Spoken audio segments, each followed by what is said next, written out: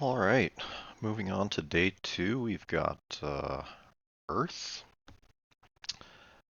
Not among my favorite games, but let's see, let's evaluate. So, extra points for Rainbow, extra points for Soil.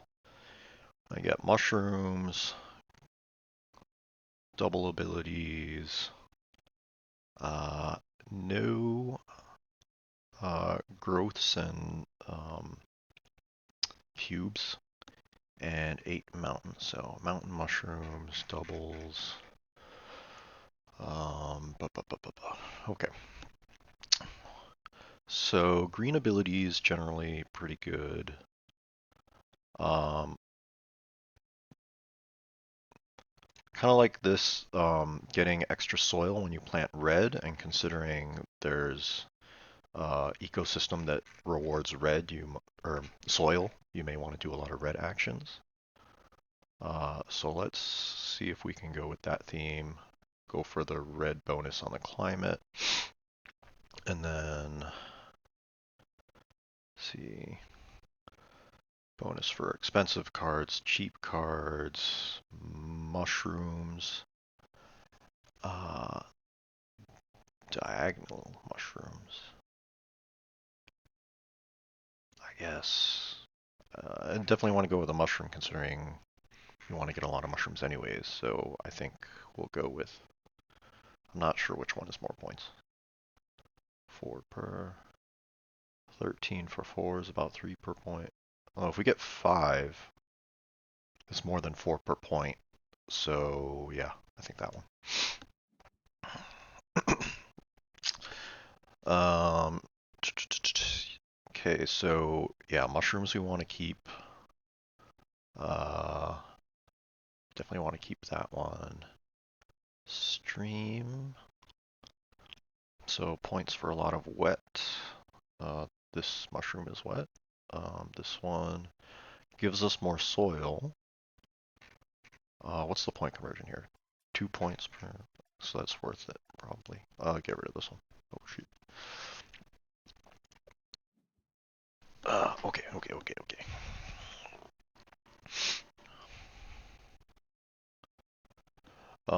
So definitely want to plant this guy first. These guys need a lot of cards in hand. Um,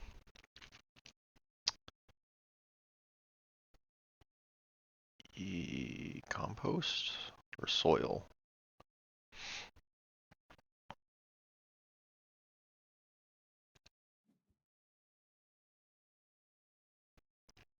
Okay. Yeah, I think I'll just plant. So definitely want to keep this. Rainbows are worth extra points. So probably gonna play that. We'll probably play this at this point since soil is worth points. It's not really a whole lot of lost points. If we take the red action a lot, um, we should have plenty of compost to get rid of.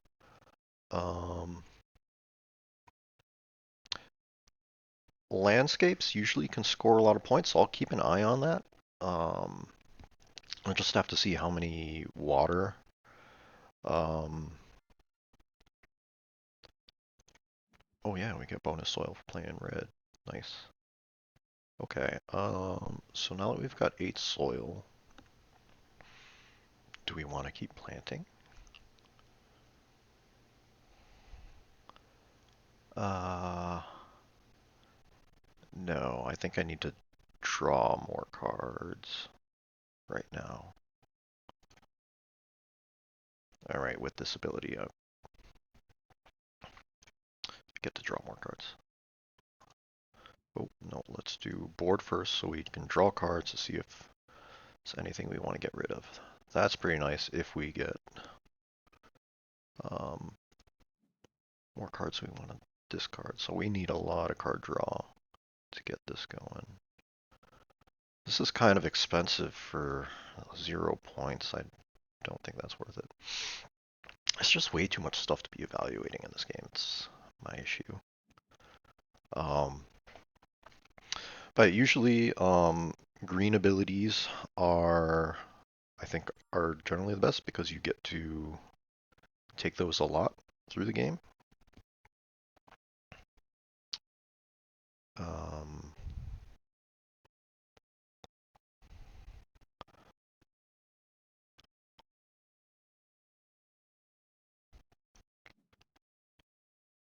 let's see, I want to compost something. It's gonna be worth extra.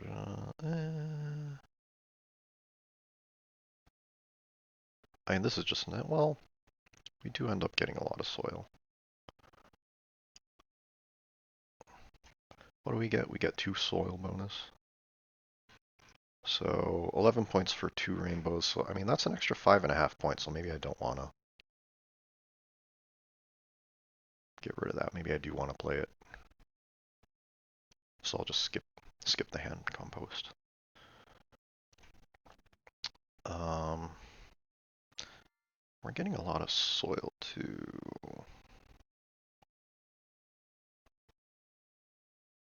I think maybe I just want to keep pumping mushrooms. Um, yeah, I don't have any directional dependencies right now. So, well, actually, the water. So we'll keep an eye on the water. Actually, we do have a good amount of water cards building up, so I think maybe we will want to be playing that at some point. Um, what we need is lots of cards, though. Okay, with 11 soil, do I want to keep planting? Um, get both of these guys down.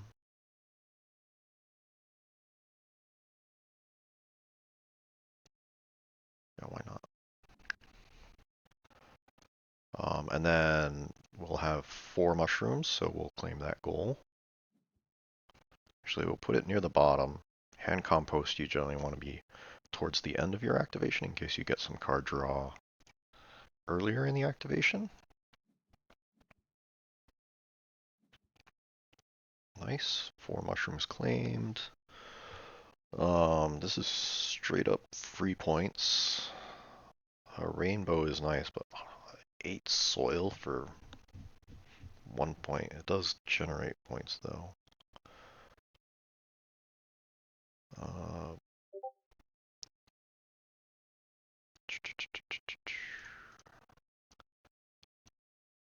I think that's good efficiency, right? If every 2 cards is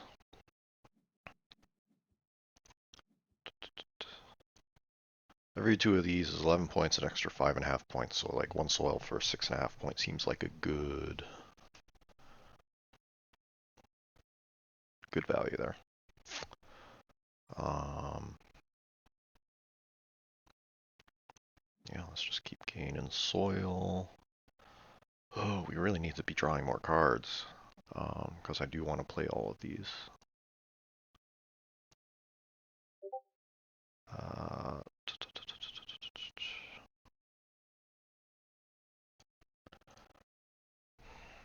guess we'll just keep skipping.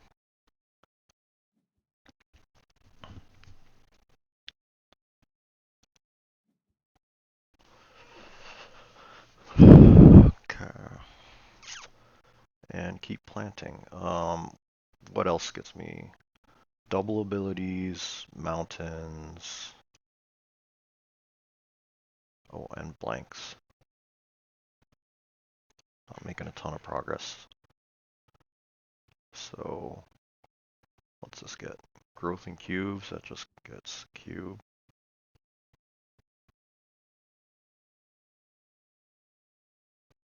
And I guess this helps with conversion a bit more. And it's got no water, so we'll put it out of the way of this water line. Um, it is a double, but not a very exciting card.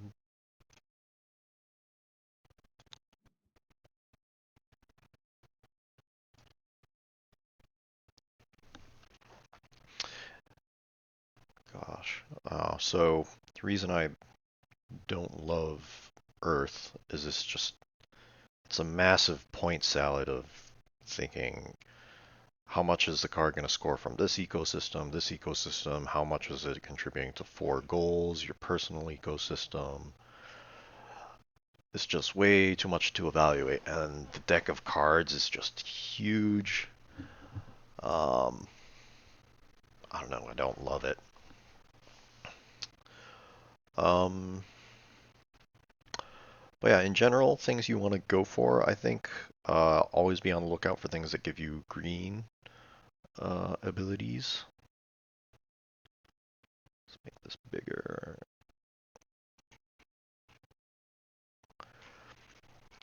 Right, because throughout the game, the plant action is going to be activated, you know, 10-ish times maybe to get people to fill up their boards. Uh, Whereas red, yellow, blue actions definitely not going to be activated that much. Maybe, I don't even know, 5 at most. Oh, I wonder if this guy's timing out. May have to restart here. Um, yeah, I think that can be composted. This terrain's up to 8 points. 9 soul for 8 points is not bad.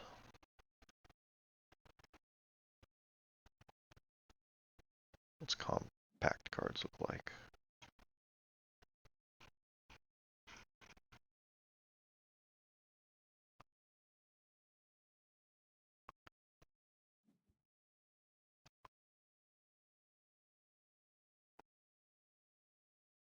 Yeah, I think this guy's gone. Oh well.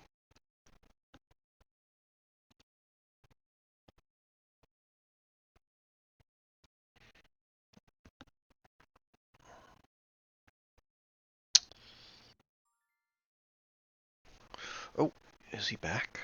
Um,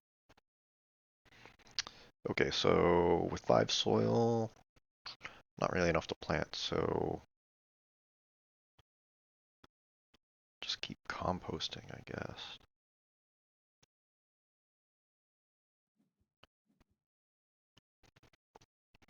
Do the board so that we draw. Let's see, making trees cheaper and bushes cheaper. Interesting.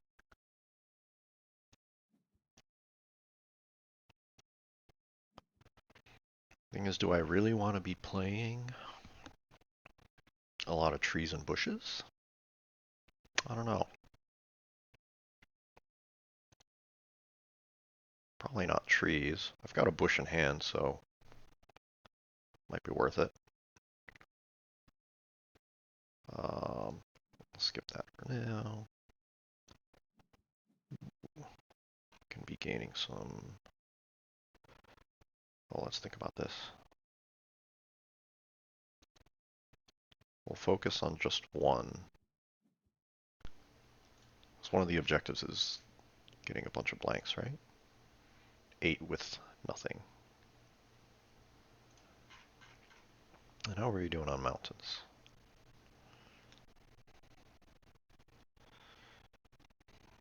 These terrains all have mountains, so that's 2. That gets me up to 5.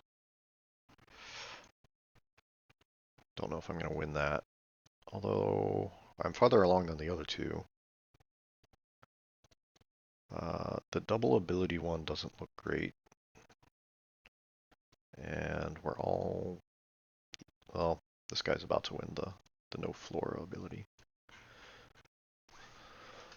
Boy, we might get second.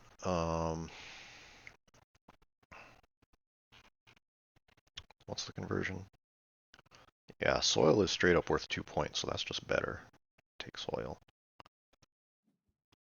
Um, Try to keep this stuff on one tree. Well,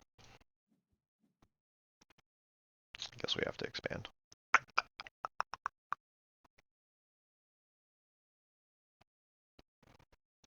I'll keep soil growth there. I mean, it's just more points to build it out there, I guess.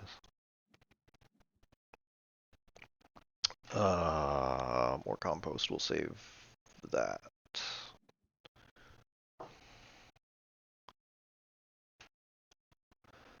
Save that for red actions, where we actually get something out of composting from hand. We'll have plenty of opportunity to dump our hand in the compost.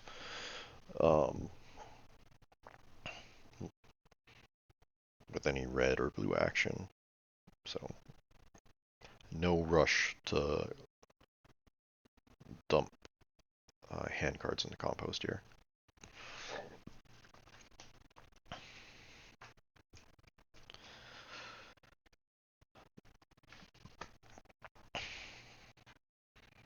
Question is it worth it to take yellow actions to get an extra 2 cards over red? Probably not. Because this guy's really stacking up a yellow engine, right? Yeah, so he gets a ton of growth, bunch of draw, so yellow is just really good for him. Yeah, this is water and mountain, so let's just keep building up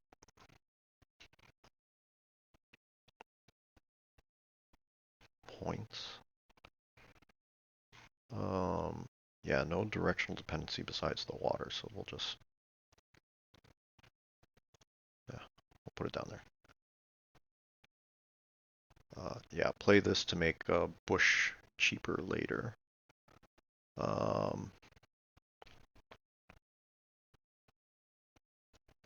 see, 2 soil for 5 points is not bad.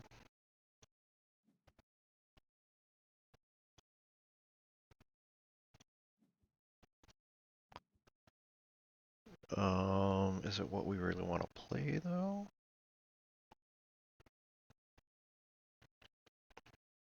It is another mountain, but not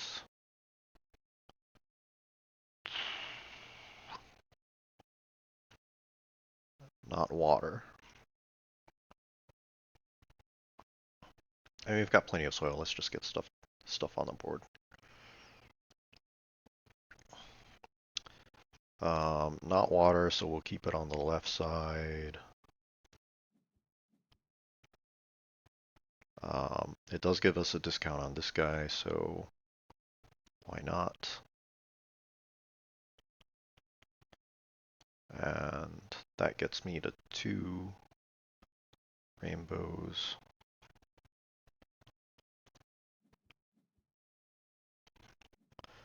Then of these cards, let's see. It does draw 2, which I really need. Cheap water could be not bad. Lots of frost. I don't have lots of frost. He doesn't have a ton. Doesn't have a ton, so that doesn't look like it's stacking that big.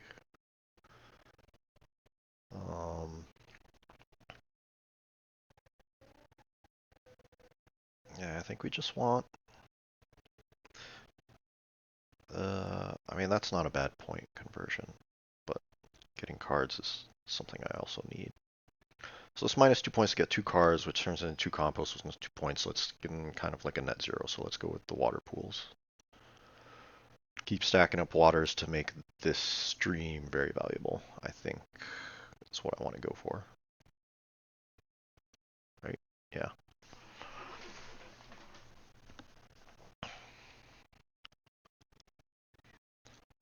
So we'll do this. I think at this point we're definitely playing the stream. So just this one card that we want to compost at the moment.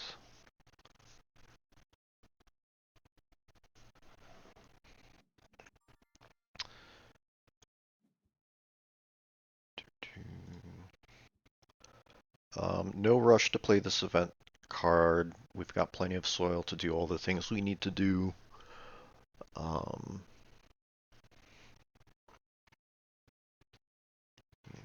Never know when you might draw something else that wants to use up that compost. So Just keep it in my hand now for flexibility.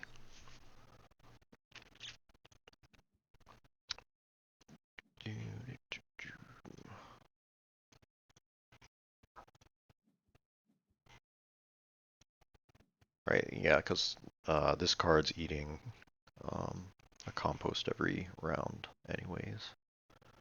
And so is this one.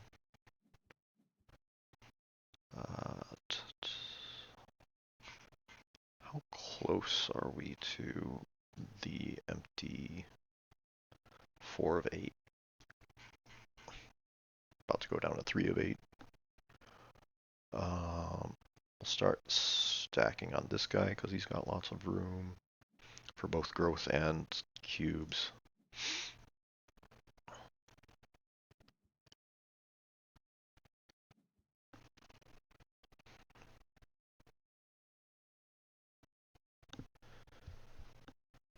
I'm surprised this guy's not taking yellow actions. I could really use some card draw. He probably could too. He's only got one card in hand.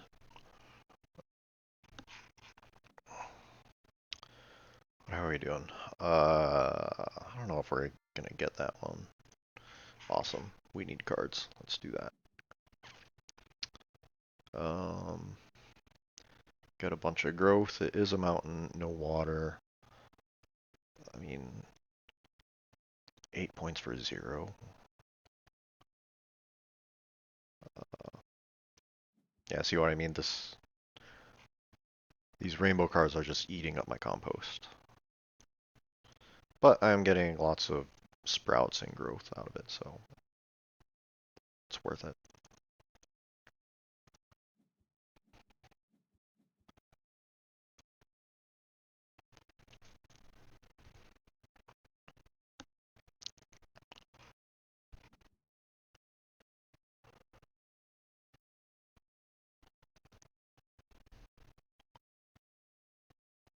Is this baobab worth it? And where am I with mountains? 5 of 8 with mountains. This would make 6, 7, 8 if I played that. Play that and that. I guess I could.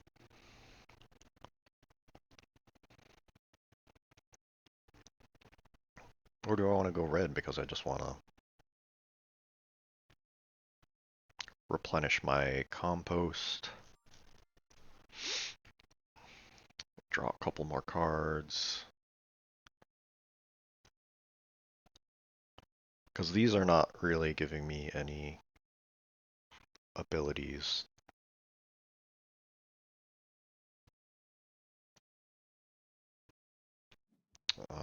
That are really engine building.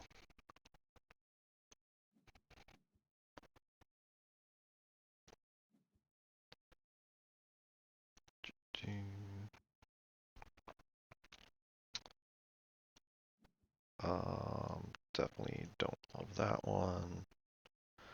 Let's see, this one, it's got water, it's got mountain, and points per mushroom. So it's +6 on this row. Oh, I forgot, I want to be prioritizing mushrooms too. So I think I do want to play that.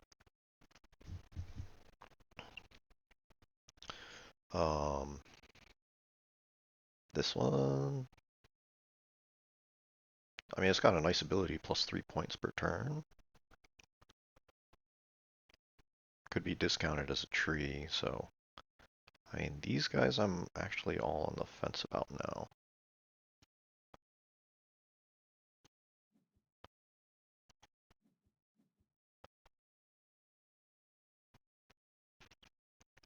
Man,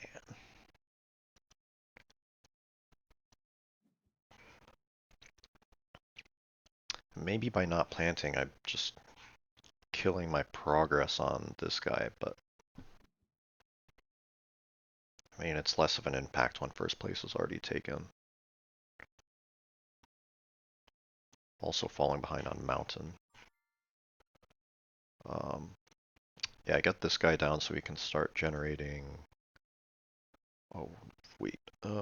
Doesn't have a water though, so I have to plan around how to get the line of water to go around that guy, which we can do. We'll figure it out. Minus the growth for +2 cards. Yes, we'll do that. Um,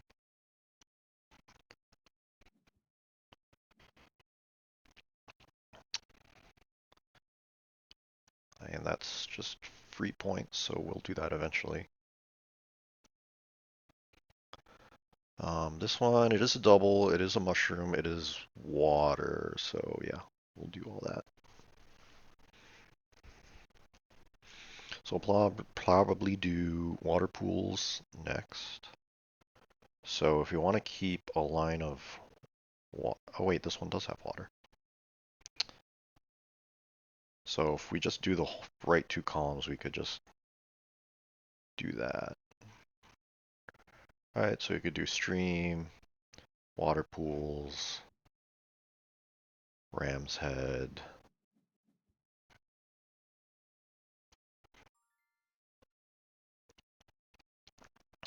Um,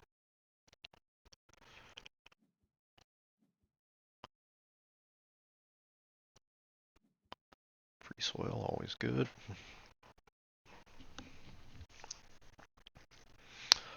So, I mean, these 3 go 1, 2, 3. We have room for 4 more, which could be these trees, but we'll have to wait and see.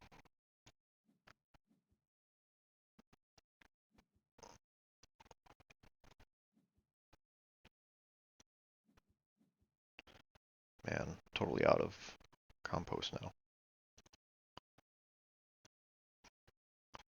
Yeah, these rainbow cards are really compost hungry. Do you want to dump the trees now? I just don't feel I have enough cards to be doing that yet. It does. So I need 2 more mountains. These guys are way behind, so maybe I can afford. Because I'm definitely playing that one. Yeah, I think we need to get some compost going. I think. Hopefully that's the right move. Ugh.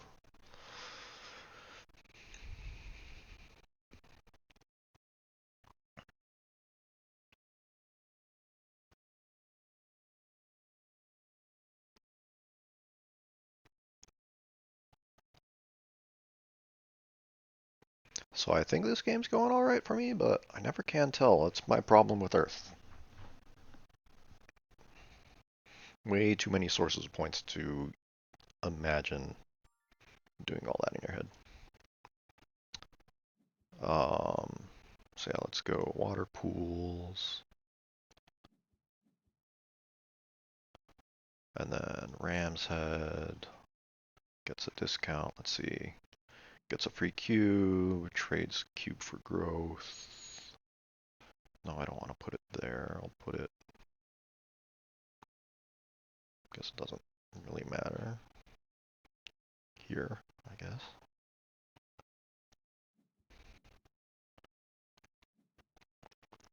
What's good here? Cheap trees again, but this one's actually worth a lot of points. Point for cheap cards. Do I have a lot of cheap cards? 1, 2, 3, 4, 5, 6, 7, 8. So that's worth 8 points. That's worth 9 points. It also has a water, so that's worth more. Yeah.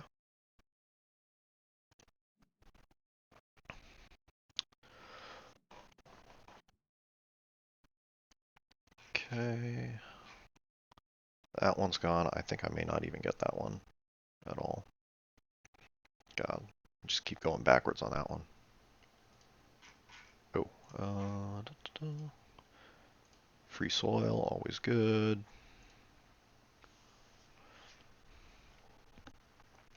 So, is this soil conversion actually positive points, right? So you lose 3 points, but you get 4 points based on this ecosystem. So at the end of the game, probably good to just convert all your sprouts into soil. Seems nice. Um, no need to play stream.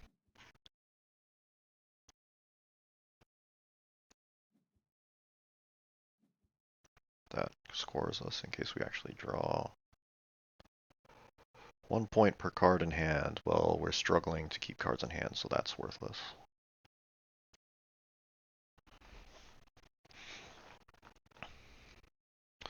How close are we to ending? This guy needs 4 more? 3 more? So if he plants and I plant, that's game. But I don't have enough cards to be planting. Looks like we're never going to play this.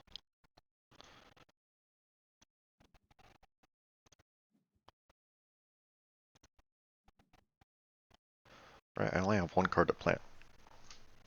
Oh, nice. More cards.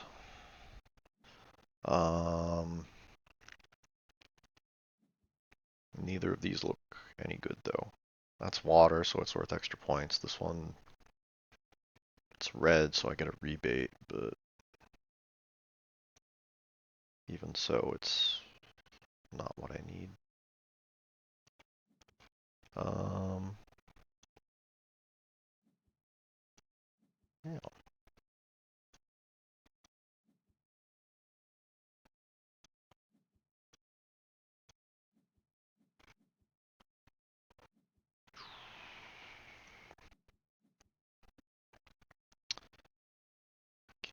Into what's our progress on the blank cards again? 3 of 8. Terrible. Guess we're never getting that. Um, yeah, this has equal amount of space. Oh, it only counts cards that actually hold. The terrains don't count. That's unfortunate.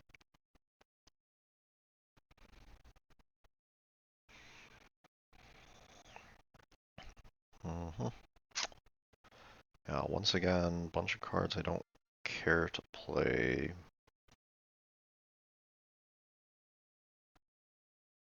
I think we just compost, draw some cards, hope for something better. Lose growth to get sprouts. Could easily clear up mountain range. That's interesting. Do I have continuous mountains? That's locked in a corner. Those are locked in the corner. Nope, did not build for mountain range. This one's minus 6 points to get plus 8 points, but then converting that to soil could be extra points. I think that's worth it.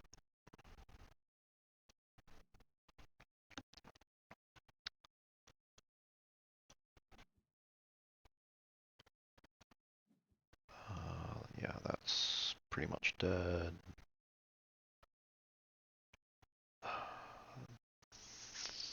Do I want to drop all of these? Yeah, I don't think this one's never getting played. I'm not building it up enough compost.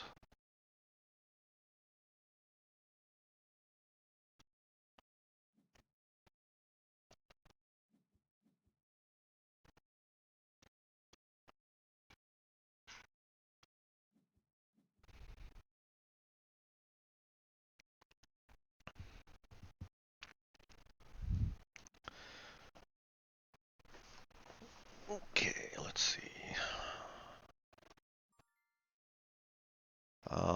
Is it time to play stream? No, I've got plenty of time. So yeah, this is more water. So we'll keep going. Too late for this. This would be, I mean, 5 points for 4 soils, not terrible.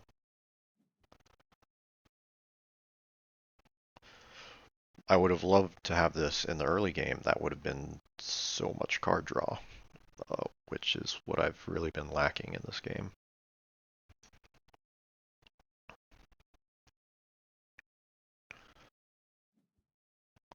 Let's see. I forgot the bushes have a discount. I've got a lot of discounts. Didn't realize.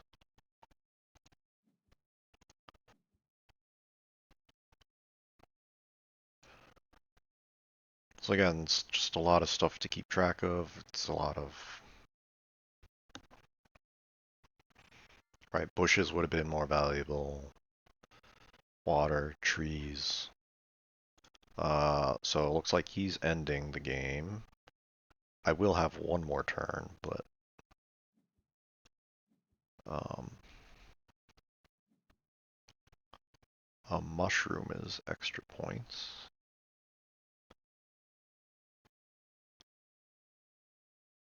Is planting those two worth it?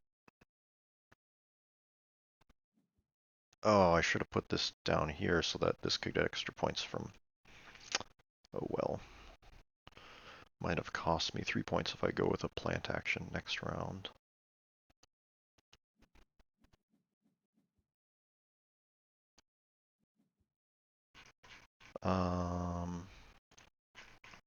Yeah, let's finish this. Then take a look at the goals. I'm at 3 of 8 and 3 of 5 there. That gets me to 4 of 5, which doesn't help.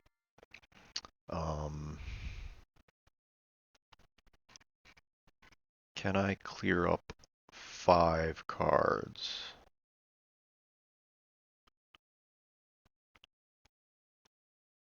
B1,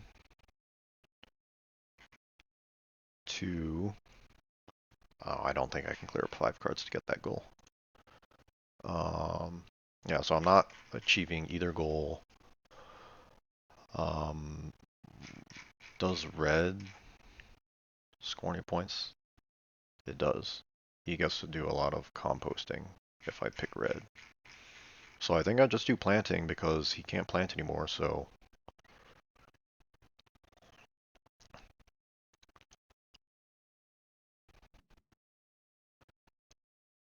um, neither of these have water, so it doesn't matter.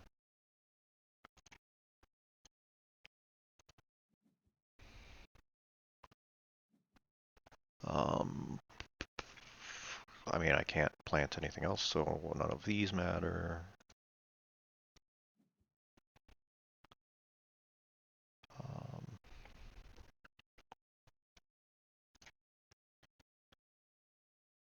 I mean, we can start dumping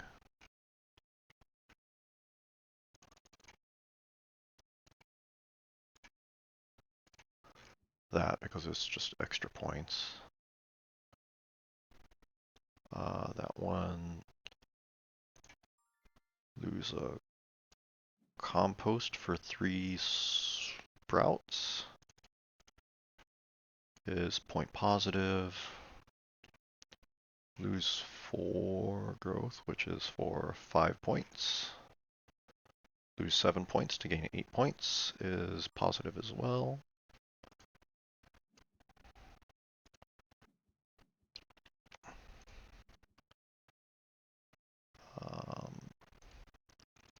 So we'll do that. 3 for 5, 3 for 4. So we'll get rid of all that. I'll plant a bunch of sprouts.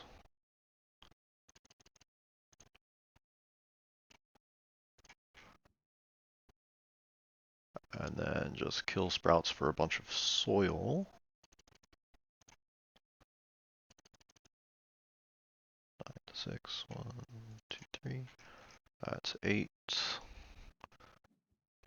What's the maximum? Maximum 24 points, which is 12. Oh, I did too much. I did way too much. Only 12 soil. So 12 soil gets 24 points. Yeah. So that maxes that out. And then we end it. And no events. So that's it. So now we just wait and see how the final scores tally up. And I have no idea what that's going to look like.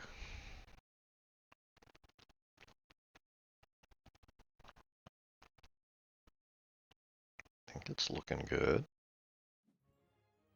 There we have it. I won. Pretty close. Yeah. So, yeah, I just have no idea how the game's going to end up because there's so many sources of points you can't keep track. Um, but usually I think the person that fills up their tableau first is usually looking pretty good. Also claiming all the objectives looks pretty good. I think where I made up ground, even though I didn't finish my tableau first, I didn't even complete two of the objectives. Right? Just my cards on the board in general were worth more. I got a ton of sprouts, right? Those rainbow cards were just churning um, compost into sprouts and growth. I had a pretty efficient canopy in there, right? So that's something I think I didn't call it out at the time, but two growths for 6 points, pretty amazing. That's like 3 points per growth. So your growths can get a much higher efficiency if you have a couple of those cards, which is, again, another factor that makes evaluating these cards so difficult. Um, and yeah, I just got a lot of ecosystem points, right? All across the board. I mean, the rainbow, everyone did that, but um, I maximized the soil points, got a lot of the mushroom points. Right, my player card was a mushroom card, and then the first one was also a mushroom card. So just that focusing on mushrooms scored over 50 points, whereas my opponents got 20-ish. And yeah, so that's where I really pulled ahead, is getting a lot of ecosystem scoring there. So yeah, I don't think this will ever be the game that I play at WSBG, and I think between this and Splendor would be my candidate for a ban if it comes to that. But yeah, there you have it. Earth. All right, moving on to the next game, we've got Dune Uprising, which is replacing base Dune Imperium this year at WSBG. So unlike base Dune, which you can play on Direwolf's digital platform, Uprising to play digitally looks like Tabletop Simulator is your best option. I have played a few games online, um, but in a live online game, even without recording and trying to talk through what I'm thinking, it's hard enough for me to just see what's going on board because there's a lot to track in Tabletop Simulator that's not always automated. So I'm just going to do a solo playthrough here so I can take the time to actually look at everything and explain. And this is generally also how I've mostly been practicing Dune as well, just because it can be time consuming to find and set up an online game. I don't have that flexibility having a 10-month-old. Plus, I believe the online community that plays this a lot is mostly pretty much playing with Bloodline, so it can be difficult to find a game. So here's the version Dune Uprising scripted plus plus. It's got a pretty good scripted solo version that you can play through. So WSG is playing without the Chom contracts, which is a little bit more similar to base Dune in that you're just going to get 2 Solari rather than working with these contracts. So special hot seat is the solo version if you select one player. Usually play on Mentat difficulty, it's the hardest without changing the rules, right? On Kwisatz difficulty, you can't take a Swordmaster, so I don't want to limit myself to that. Just pick myself a color and hit setup. So it will set everything up, draw the Imperium row, randomly select first player. So first player is going to be me, so I will be first player. So red and yellow will draft first. Usually I just pick whatever leader's in the middle so I don't have to think about it. It's kind of random. So then when picking my leader, what I like to do is look at the Imperium row first, and then also consider what seat position I'm in. Being in first seat gives you priority on kind of the better spaces to hit in round one, which I think is generally Fremkit. I think is usually pretty good. It sets you up to get a fast 2 Fremen influence, so you can hit Siege to Burr and get sandworm hooks pretty quick.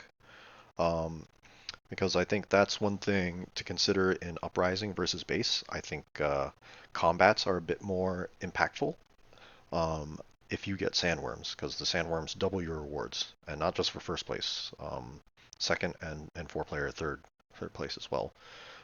So you can get a lot of resources by throwing sandworms into combat.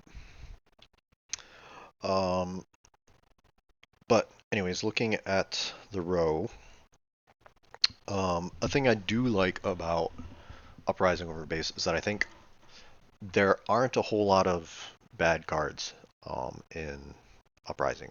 There's certainly plenty of cards in the base game, which I would almost never pick up. But I think in the right circumstance, most cards in Uprising you can make a case for playing. And also, I think every faction has synergies that are relevant. Versus a base game, I think Fremen cards are the only ones that really had relevant synergies going on. So right away, Strike Fleet is very nice. So, but on the pricier side, so a leader that can get you extra persuasion, I think would be something to consider for a card like Strike Fleet. So Muad'Dib or Gurney. Muad'Dib because he can draw an extra card with his signet. Gurney because he gets extra persuasion for putting 6 combat strength in.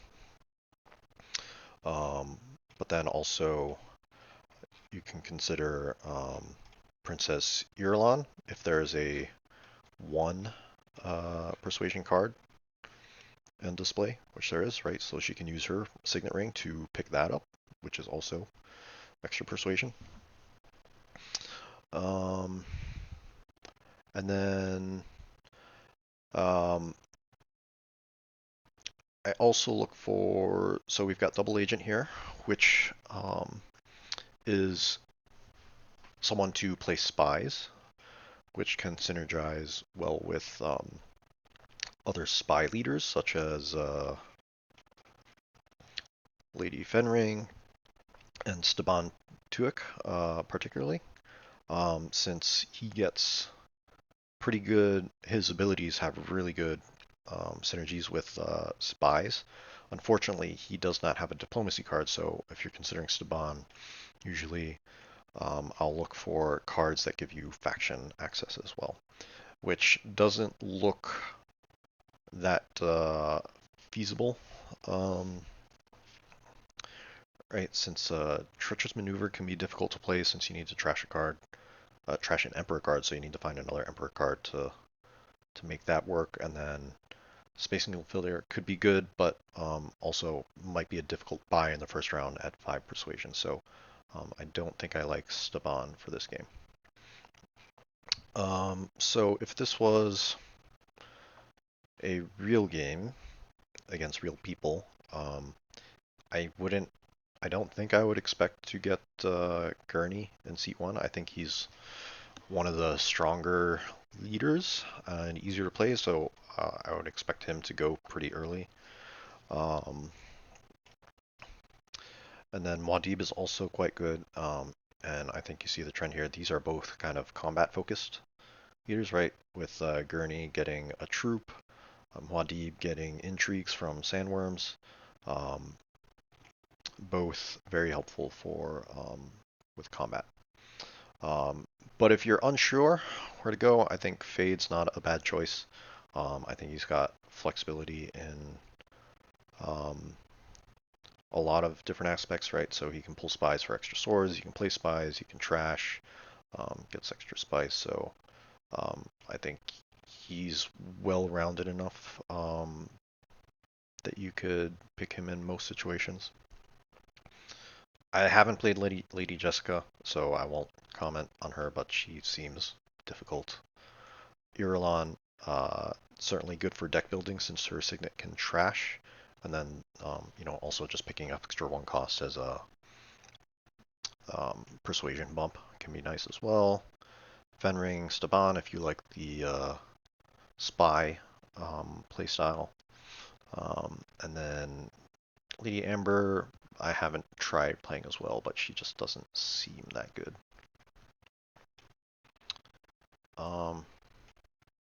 Then where's the Emperor? Um, but yeah, that would be another difficult one to play is Emperor Carino. Um, I tried playing him for a little bit, and he's interesting. He can definitely rush faction tracks, but is difficult to play. But anyways, that's my thoughts on leaders. I'll just go with Gurney. It's a simple playthrough and see if I can pick up this strike fleet. So this is not the ideal setup to be getting 5 persuasion with 2 daggers drawn, but we can play diplomacy on Fremkit and see what we draw.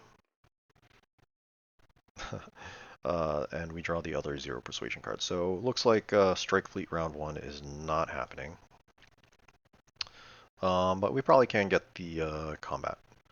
And the mouse icon does match, so that does get us a point at least, so that'll be nice.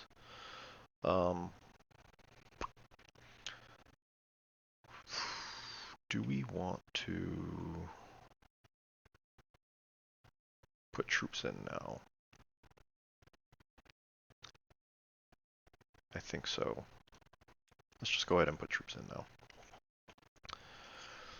Right, and then, yeah, the scripted deck automatically draws from the House Hagel deck, which the AI uses to place.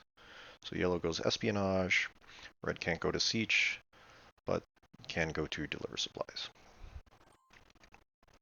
And the way solo mode works is, as they build up resources, eventually, once they have enough, they'll trade them in for a Swordmaster. So, for example, Muad'Dib, as soon as he gets 4 resources, he'll pick up his Swordmaster. Lady Fenring, as soon as she gets 8, she'll pick up her Swordmaster. And then after that, as they gather resources, they'll just trade them in for points when they reach a certain threshold, like 3 entry cards or 3 water. They'll trade those in for a point. And so that's how the AI scores points in solo mode. Okay, yeah, so now it's my turn.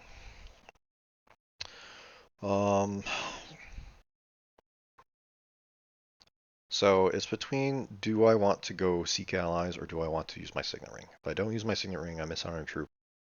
Seek allies. If I play it, I do get an extra persuasion by keeping my signet ring. And you do want to pick up. So what's left in my deck? We've still got one more Dune. We've got reconnaissance, so we can go to siege and pick up a hook next round. So actually, when we do that, we can get sandworms as early as next round. So we'll go desert tactics. And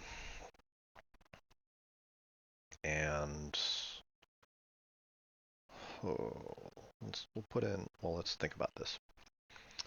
We're going to have 2 persuasion, and with a 6 strength, we'll get up to 3 because of Gurney's passive, which is get 1 persuasion if you have 6 strength. And so what do we want to buy? Probably double agent. That's not bad. It's got both Emperor and Spacing Guild, so that gives us a little flexibility if we want to build out an Emperor or a Spacing Guild deck in the future.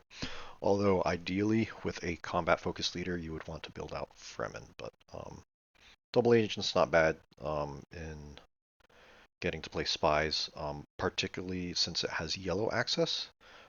You can play it on Haga Basin and place a spy there, even if someone else already has a spy, and so that really would help our flexibility for placing worms. So I do think we want to get to 3 persuasion, so I think we'll trash a dagger in that case.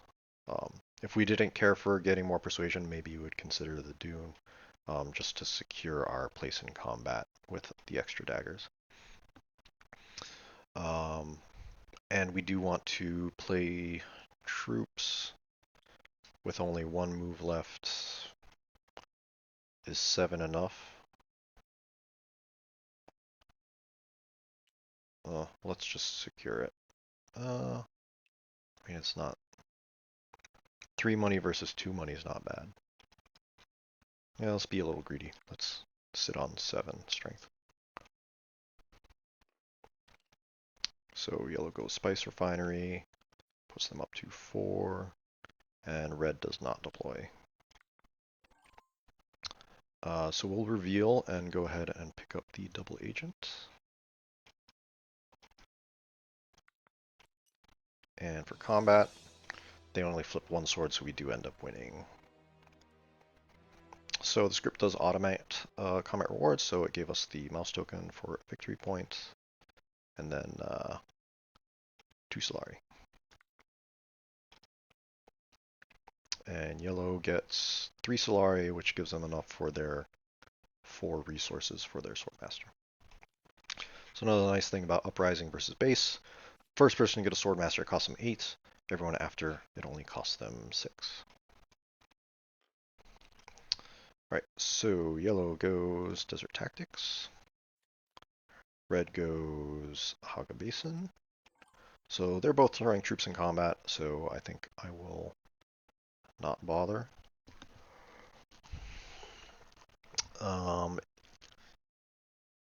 Yeah, if I had a spice, I could go to Spice Refinery and then get a Swordmaster, but a bit short of that, so I think we'll just pick up our hook for now. And then on-play effects have to be done manually. The script doesn't do that, so we'll pick up that extra troop for the Signet Ring.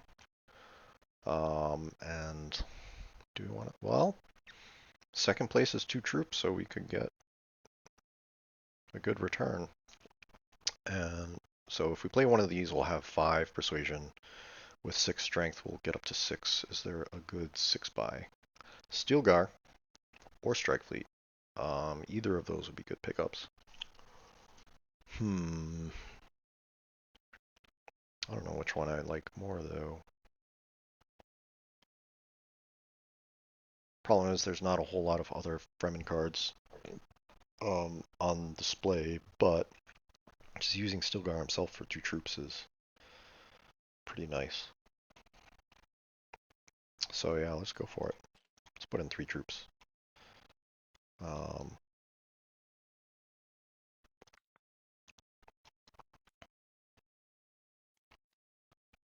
Yellow goes from kit, but have no troops in garrison. And goes Imperial Basin. So they've got the lead. I do want to maintain my lead over yellow, so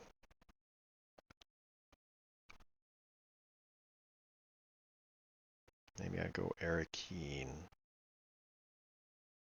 just to make sure.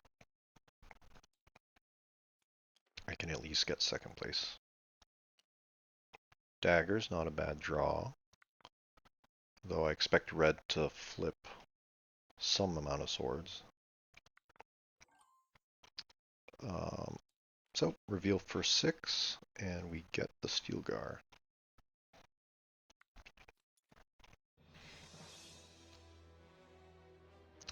That's actually pretty good. We end up tying red, so he doesn't get first place. So he doesn't get the dagger icon. I'm totally happy to get 2 troops back for a 4-troop investment, and then also getting water and Solari.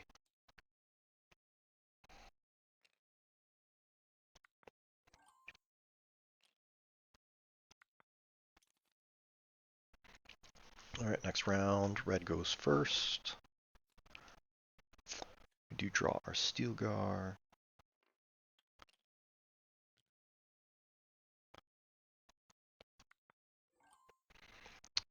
So we can pick up Swordmaster this round, so I think we'll do that by going Diplomacy to Dutiful Service, which, since we're playing without contracts, just gets 2 Solari, and only needs 6 to get our Swordmaster.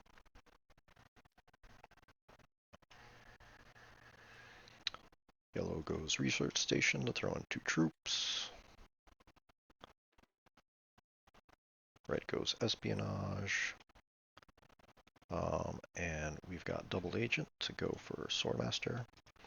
And it does get us a spy on the space that we placed on.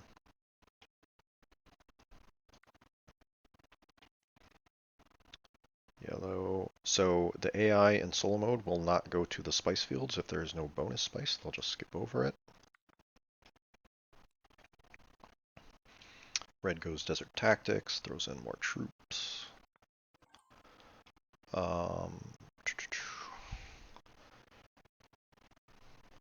So what do we do here? We've got Steelgar. We could throw in a worm, which would get us a double bump if we win the combat. So I think I do want to do that. We do end up with 2 persuasion plus 1 for his passive. So is there anything we'd want to buy with 3? Maul a pistol, not bad. Yeah, so that's a Fremen card. Just builds up Fremen synergy with Stilgar, so we'll take that. So we can place Steelgar, gets us 2 troops. We'll go to Haga Basin to throw in a Sandworm. And do we need all these troops? That gets us to 11. Red's out of workers. Yellow has one, but nothing in garrison. Well, let's evaluate this if these were real people, right? Right, with a 5-sword advantage, assuming yellow can place that troop in. They do have 5 spice, so they could go highliner. Which would be unfortunate. So the other thing I would consider if these were real people is how many intrigues do they have, right? That's something that I remember doing a lot in the base game is, I knew every single intrigue in the card. There's 2 ambushes with 4 swords, multiple 3-sword cards. There's a couple of 5 swords, but they require spice. And so you have to think about what's the maximum number of swords that they could possibly put in with intrigues. And, if you want to make sure you're playing the combat safe is to put in enough troops to cover that. But I think 5 troops feels pretty safe. 3 is iffy, and I think this would be a really important combat for us to win. Getting that double Fremen bump gets us an alliance, and then we'll also have plenty of water to keep feeding worms, basically. So I do think I want to commit everything for this combat.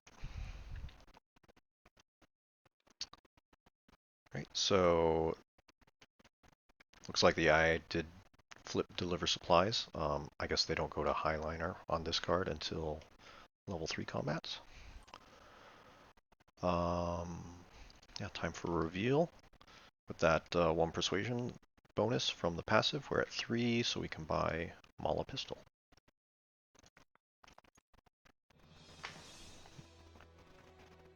Ooh, yellow flips a lot of swords, right? So they can go Highliner if they flip that card specifically. But yeah, see, if I had retained 1 troop, that would have been a tie.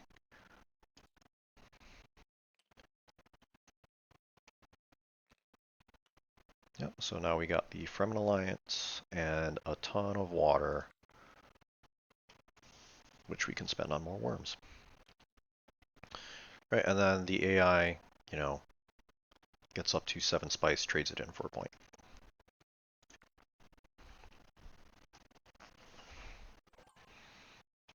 Alright, I am first this round. So Signet, Dagger, and Dune are not amazing.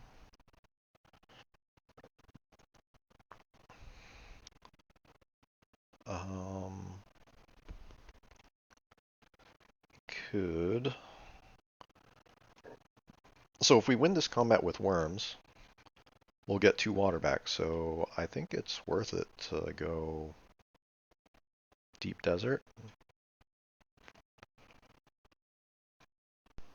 Yeah. And we'll go with the Dune card, since it's less flexible than Signet Ring. Signet Ring, I'll retain to go to one of these blue spaces, and then we'll see. Maybe we'll want to draw, maybe we'll play Dagger to Assembly Hall. Let's get 2 sandworms in there. And I think leaving 2 troops is fine. We have a lot of combat spaces available to go with our Signet Ring, so we can think about putting those in later. So if you have the option to put your troops in later, I would do that just to give you a little bit more information before you decide to commit to see where your opponents go, right? So yellow goes to a non-combat space, red goes to a non-combat space. And now comes the decision of, do I go Signet Ring to blue space or Dagger? I think I would like to have an intrigue card available to me. Not only for what it does for me, but just to give some uncertainty to my opponents. Obviously not applicable when I'm playing solo, but when you're playing with real people, you know, you always want to leave that level of uncertainty that you have an intrigue, which could be swords, which forces them to commit more troops to make sure they win a combat that might otherwise be safe with less troops if you didn't have an intrigue.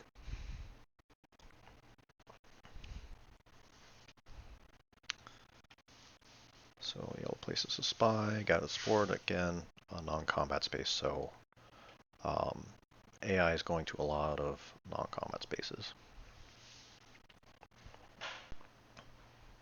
Still flipping.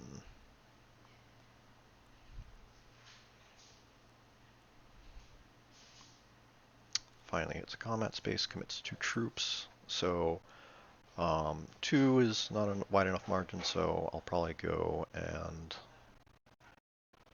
let's see. Do I want money?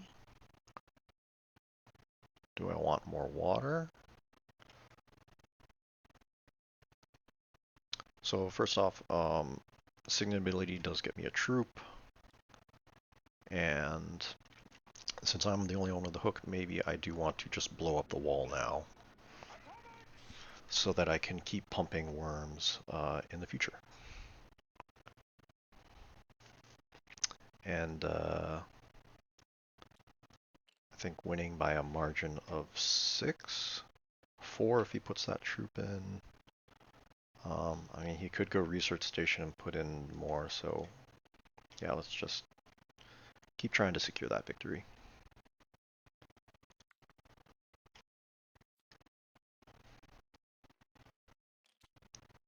Good thing we did, because yellow goes big with the research station.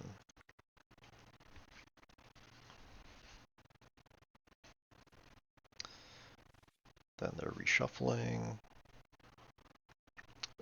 Red goes to a non-combat space, so he's not a threat. Just have to worry about yellow picking up a lot of swords in the combat. So we reveal for 6. No Fremen cards, but Strike Fleet is still there, which is very nice. So we get to place a spy. We'll want to place it somewhere that we would want to go with Strike Fleet. Probably a combat space, because if we recall the spy, then we can place troops. So that could make Highliner very potent, but I don't see that we're getting a ton of spice.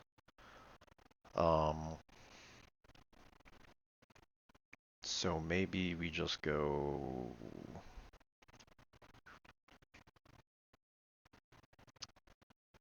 I don't know.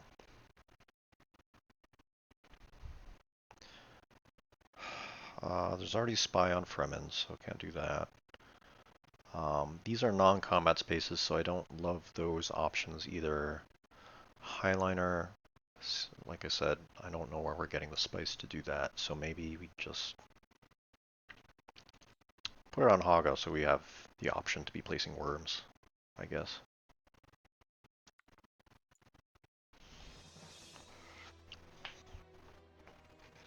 Right, yellow only draws 2 swords, so again we win.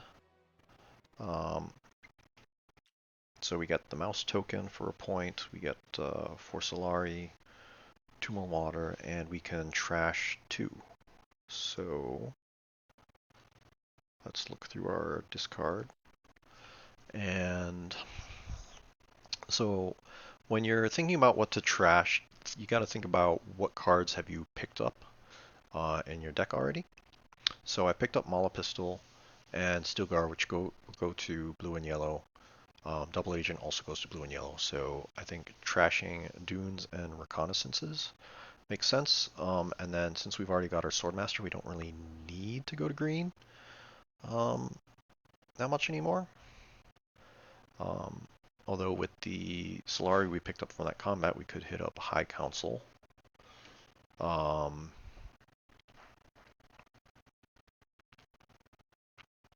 think since we want to be hitting Sandworms a lot, we're generating a good amount of water. We'll hold on to the Dune, and with our 2 trashes, we'll trash Dagger and Reconnaissance.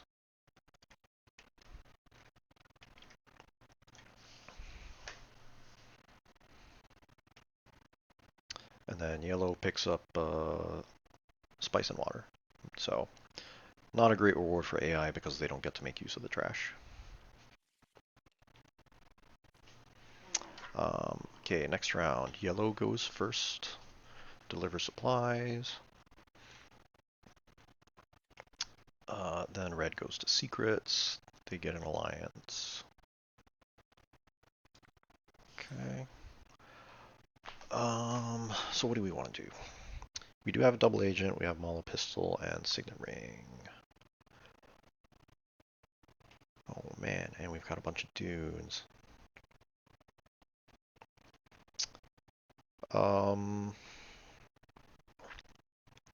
So what's this comment get us? It gets us a mouse token, gets us spice, gets us troops. And a token on Imperial Basin. So that could generate spice. So let's go double agent. And Haga Basin. And we'll recall that spy since we then get to place the spy again, thanks to double agent's ability.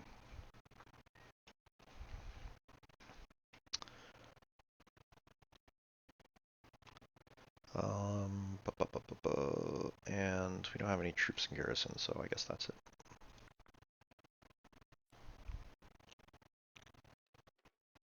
Yellow picks up their hook.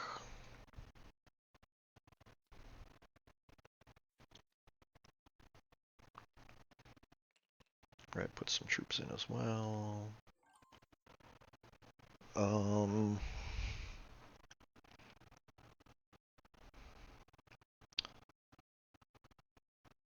Do I want to? So I've got 4 cards left in deck. I know there's a Steelgar in there, Strike Fleet, and Diplomacy, which are the cards I want to be playing.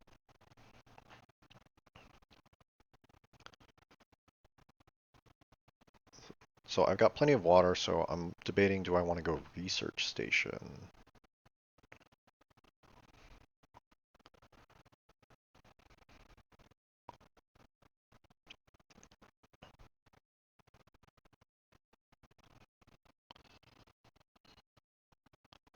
So I think I might be able to pick up a Spice Must Flow if I draw the Steelgar and use his Reveal, right? Because Steelgar with the Mala Pistol in play will be 4, will be 6, 7, 8, 9 with whatever else I draw. So yeah, why don't we do that?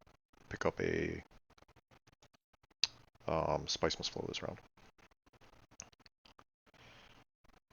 And we get a troop for our Signet Ring, and let's just keep going hard on the combat.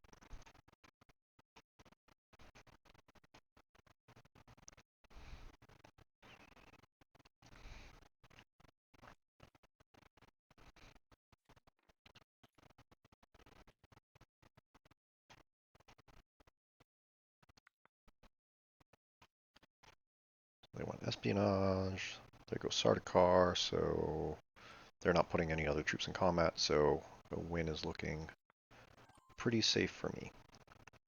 And so let's see, what am I sitting on for Persuasion? That's 4, 6, 7, 8, 9, 10, and then 11 with the ability.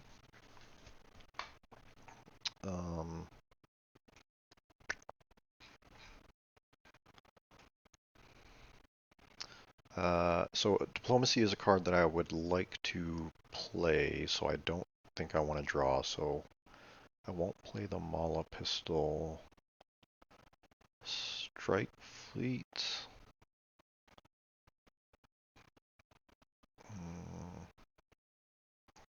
Can't go to either of those spaces. I don't have Emperor influence, and I don't have enough money for High Council. So I'll just keep that from the swords, and that'll just be securing the comet. So I think we'll just take that bonus spice there, and now we actually can afford to go to Highliner. Yeah, I think that's it. Reveal, and with 10 we get a point for a Spice Must Flow. And any on reveal effects to collect? Nope.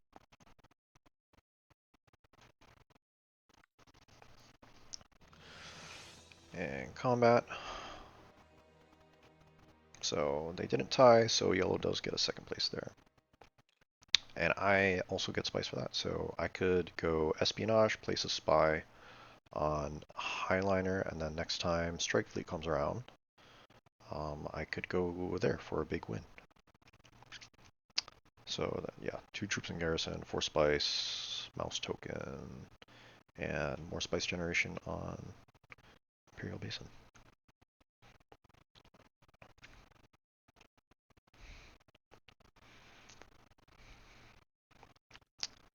Yellow collects water, which gets them a point for getting up to 3 water.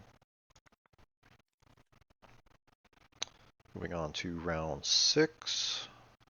Draw my Diplomacy, Double Agent, Convincing Argument. So now we're running a little bit short on water with that Research Station last move, but I mean it is worth it to pick up a Spice Must Flow.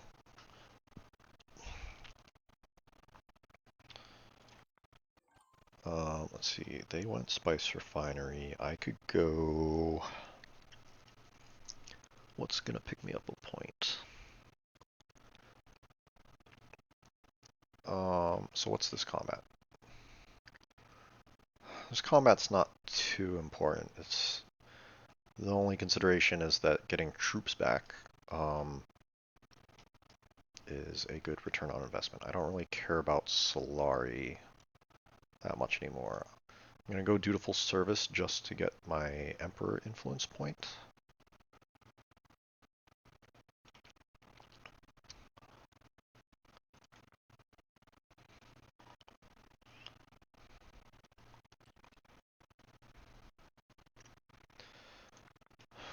Okay, yellow went to siege.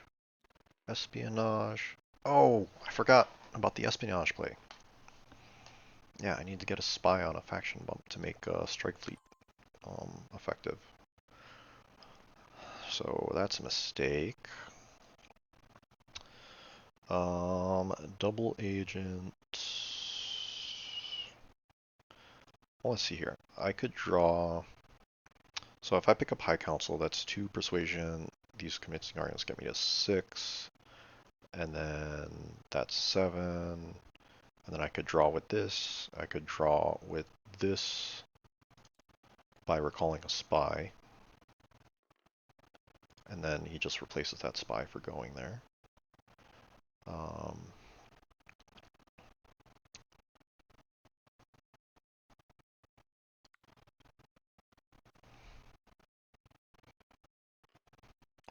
Okay, so I guess we'll just want to stay out of this combat since yellow went highliner.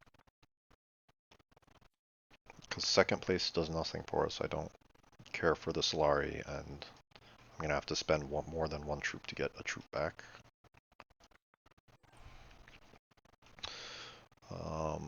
Besides, it is round 6, and round 7 is when the level 3 combats come out, and so you want to usually build up your strength to have a good round 7. But right now I have 2, 4, 6, 7, 8 persuasion, so I think I want to buy another Spice Must Flow.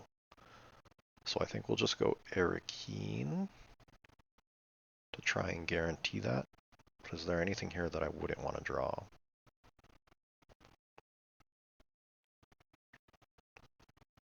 I think drawing Steelgar would be fine. It secures the Spice Must Flow, and then we could hold on to the Cunning for a future turn. So let's go Arakeen and draw 2. So draw 1, and then draw 1 more.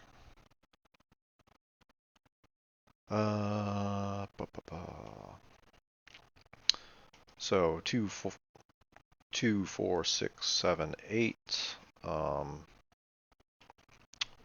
So we're a little short having drawn the Spice Must Flow, but it's actually not bad because we can trash it with this intrigue, but we can do that next turn.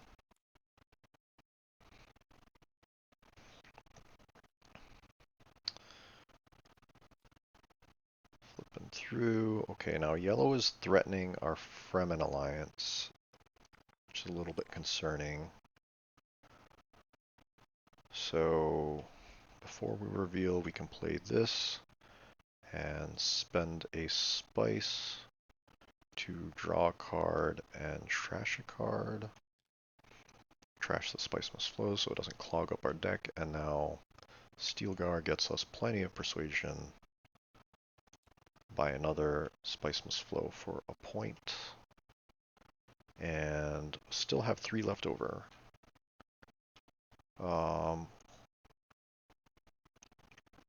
Might as well buy Thumper, because it builds up the Fremen synergy, which at this point is just Stilgar, but I think it's worth it.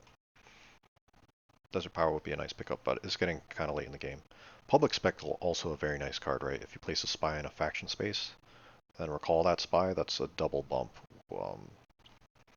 which it's kind of like Power Play from the base Dune Imperium, but except that card doesn't trash itself. You just have to keep finding ways to place spies. So that's something powerful you can do with a more spy-focused leader. Right, so yellow takes the combat. Red gets second place. Does get them a point for 7 Solari. And round 7, here we go. So a point, and then you can get a point also for recalling 2 spies. So not that useful for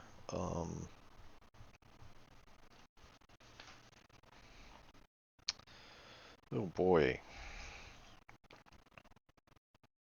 what do we do here? It's a lot of yellow access.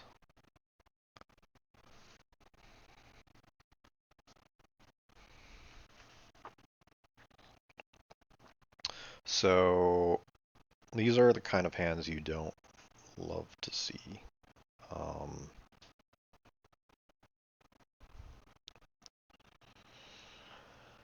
I think what we're going to do is we'll go Thumper to Haga Basin. It gets us an extra.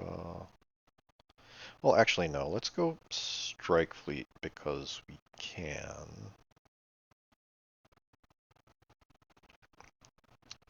Because it gets us an extra 3 troops. And we'll recall the spy to draw something that is more useful. And we're just going to go hard because we want to end it this round.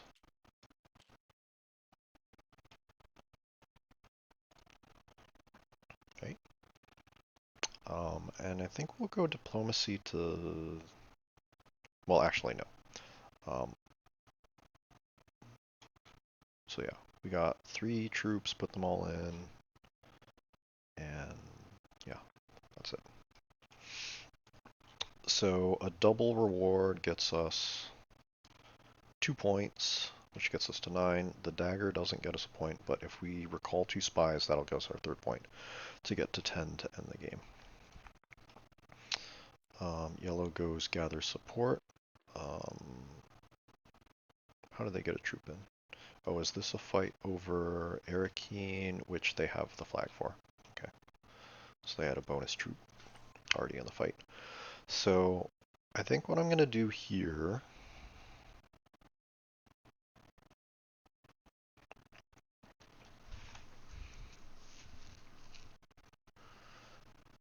Oh, actually, no, I don't have green access.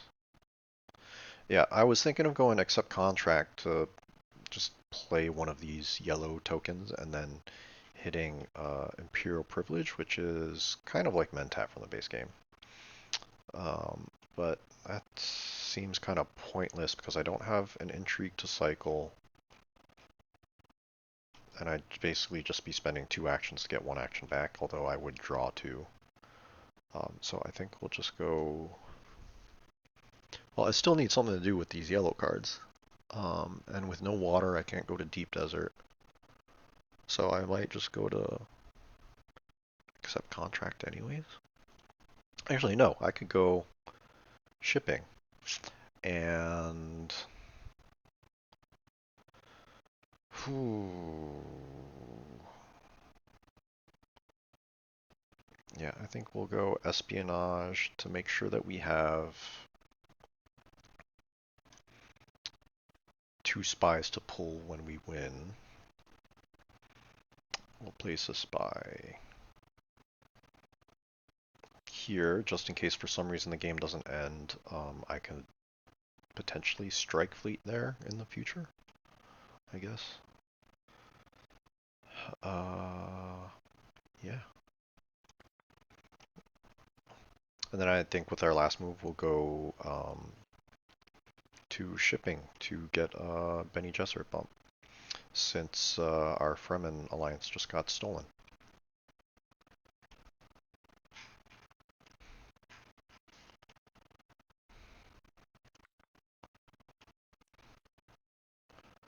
Go Deep Desert, right? So shipping is still available.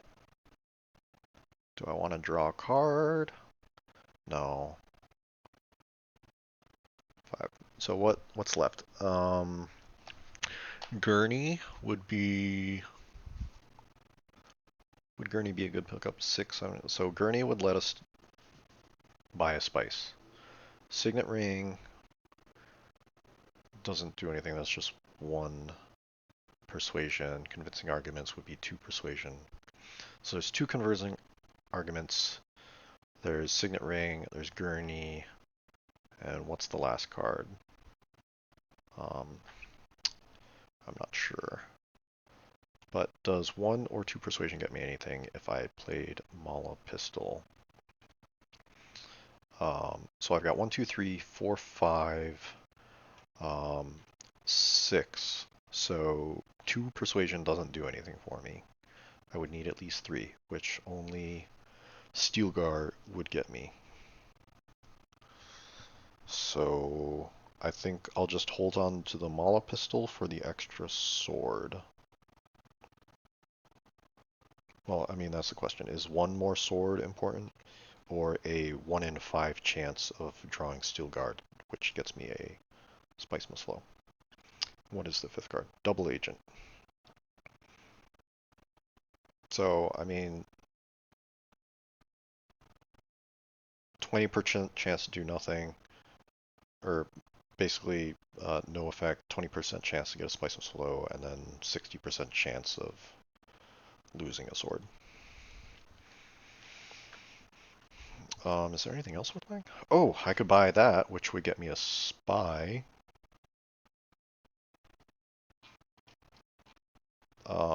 But I've got 2 spies I want to pull, so I'm probably thinking too much for something that doesn't matter. I don't have enough. Oh, it's Spacing Guild. Oh shoot.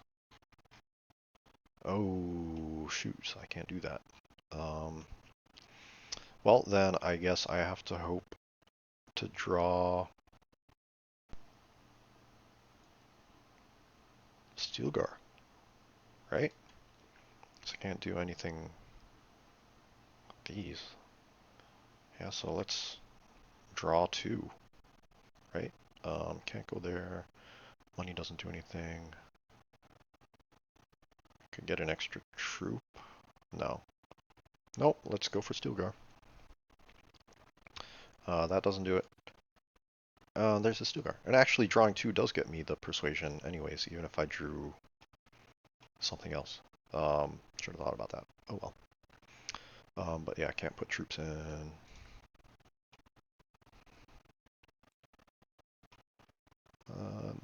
They don't put more troops in, which is great. They go to research station. Which I don't think is enough to catch up. And we do reveal for 14 with Gurney, so get that Spice Must Flow and still have 5 left, so we could place another spy, which probably doesn't matter, but yeah, just way up. It's a good place to take, so you'll have the option to take worms.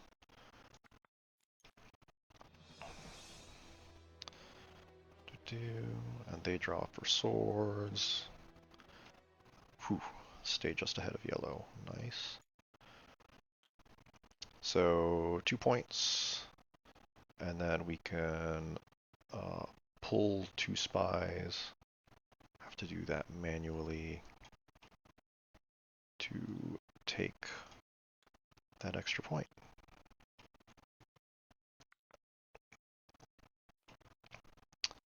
That ends it. Me at 10, and that is it.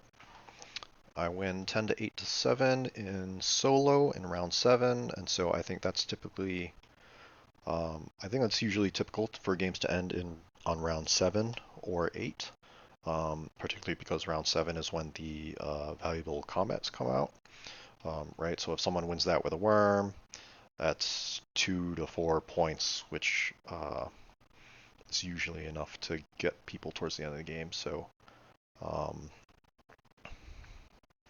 yeah, Dune Uprising. It'll probably be the game I play at WSBG. I like this game a lot, even if I don't get to practice it a whole lot with real people. But you know, I certainly enjoyed the base games the past few years I played, and I'll just continue to play this. So on to the next game.